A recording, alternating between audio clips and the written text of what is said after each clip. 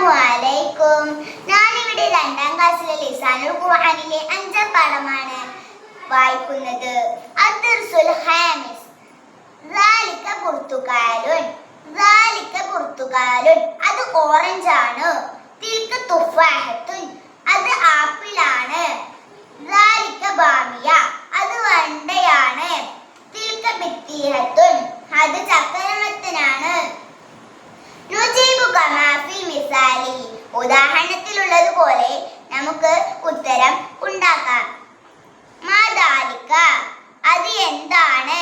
ദാലിക ദീകുൻ. അത് പൂവൻ കോഴിയാണ്. മാതിൽക. അത് എന്താണ്? തിൽക ദജാജത്തുൻ. അത് പെടക്കോഴിയാണ്. മൻദാലിക. അത് ആരാണ്?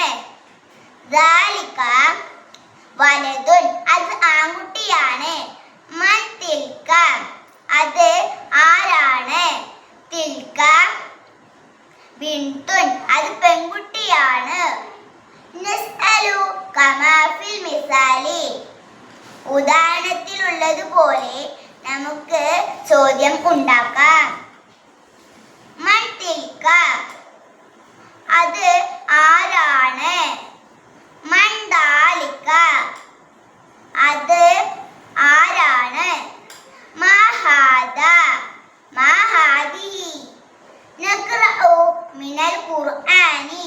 ഖുർആനിൽ നിന്ന് നമുക്ക് ഓതാം.